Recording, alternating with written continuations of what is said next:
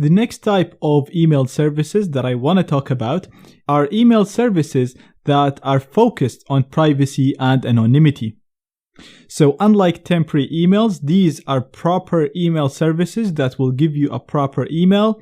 Your inbox will never expire. You will sign up and log in with a password similar to the way you sign up and log in to the email services that you're familiar with, similar to Google and Hotmail. They offer a lot of very useful features. They're user friendly. So again, all of this is similar to the services you're used to, but unlike Gmail and Hotmail and all of these services that collect a lot of data about you, these privacy-focused email services collect no data. They don't store any logs. They don't track you. Most of them use some sort of encryption. The good ones would be using end-to-end encryption, so your email will be encrypted at your end and only decrypted at the destination. Therefore, nobody that intercepts this email will be able to read it. Even the mail provider itself shouldn't be able to read it. Now, I actually look at these services as a hybrid between the email services that we all know and use, such as Gmail, and the email services available on the darknet that I will talk about in the next lectures. Because like I said, first of all, they offer all of the features that we are used to. They are also user-friendly, but at the same time, they won't track you, they won't keep any logs, and they're privacy-focused. And another reason that makes me feel that they are like a hybrid is the fact that most of them are available on the ClearNet and on the darknet.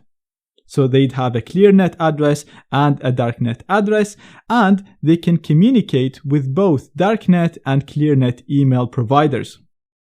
Similar to the temporary emails, there are a number of providers that offer these services.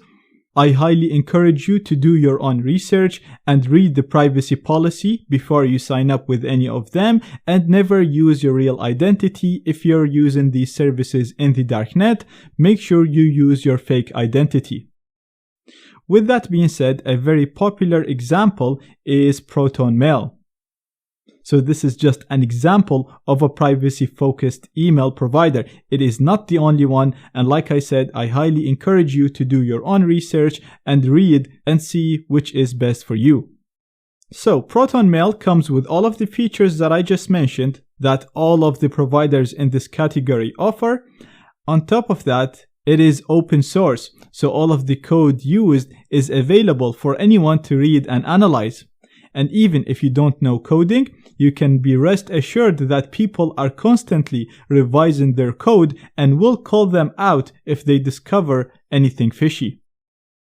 ProtonMail also enforces HTTPS on both on their ClearNet and on their darknet website, which is something that is rare on darknet websites, and it is great because that adds an extra layer of encryption.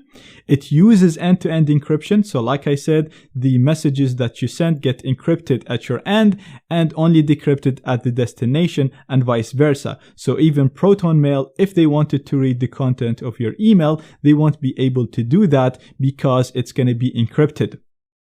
They also use their own servers, so they don't rent servers from third parties, and all of their servers are in Switzerland, which is a country known for having good privacy laws.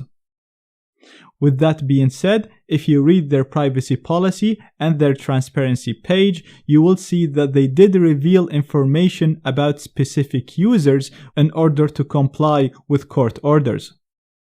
But like I said, they keep no logs, they don't track you, and everything is encrypted, so they don't have a lot of information anyway, even if they do reveal this information. And at the end of the day, like I said at the start of this section, I'm showing you all of the options, and you should go with what suits you best in terms of why you need this account and what's your threat model. Now let's go ahead and have a look on this website. So right here I have their ClearNet website, and in here I have their Onion hidden service.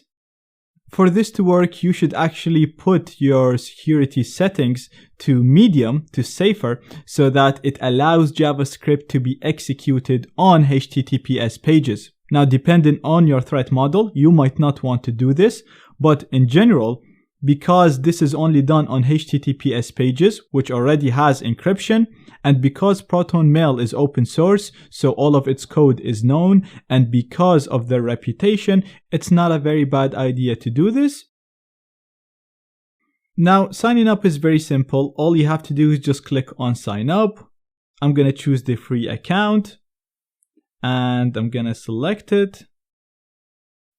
And let's set up a username. So like I said, you want to keep in mind that you're going to use your fake identity in here. So I'm just going to set this to JOWCK, and let's put a password. You can also set a recovery email that you can use to recover the password with. I'm going to keep this to blank because I don't want to give a lot of information about myself. And I'm going to click on create account. It's giving me a warning that I'm creating an account without a recovery email, but that's fine. And right now, ProtonMail is going to create the keys that will be used to encrypt your data, your emails. Like I said, it uses end-to-end encryption. So when you send something, it gets encrypted at your end, and it will only be decrypted at the destination. Therefore, anyone in the middle, including ProtonMail themselves, they won't be able to see the contents of your emails. Now you want to give this some time because it could take a few minutes depending on the specs of your computer. Okay, now it's asking me to solve this CAPTCHA. So I'm going to click I'm not a robot. It's not accepting this, probably because I'm using the Tor network. So the other solution would be to verify myself that I'm not a robot using an email. And again, you can use any email in here. I'm going to use a temporary email similar to the ones I showed you in the previous lectures. So I'm just going to go to gorillamail.com. And let's just use a different domain just in case they get a lot of domains like this one. And let's copy this and paste it here. And we're going to send. So it's telling us that the verification code should be sent to the email that we picked.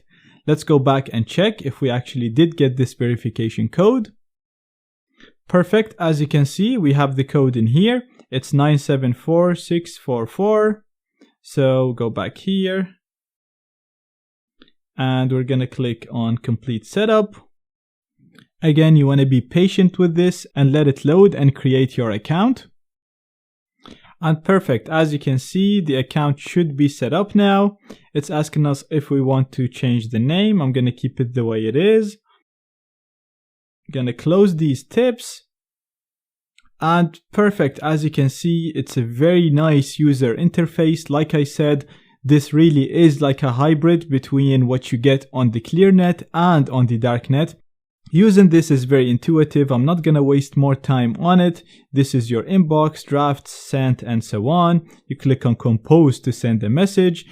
The messages that you get will show up in here in the inbox, and you can, from any message, you can click on it. And now that you're inside a message, you can reply, forward, and so on. So that's it for this lecture. Just wanted to cover an example of a private kind of hybrid email service. Like I said, this is not the only one, so please don't take this as the only example. This is just an example, and I want you to understand the whole concept. So there is a whole number of services that operate on the same concept. Like I said, there are a lot of pros to this, as you can see in here.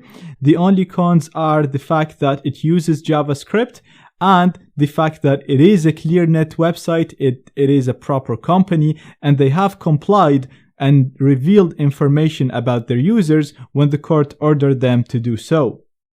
With that being said, like I said, they don't keep any logs, they don't track you, and everything is encrypted, so they can't really reveal too much because they don't know too much. But again, read the privacy policy, continue with the options that I'm going to show you, and pick the option that works best for you based on the reason why you need this service and based on your threat model.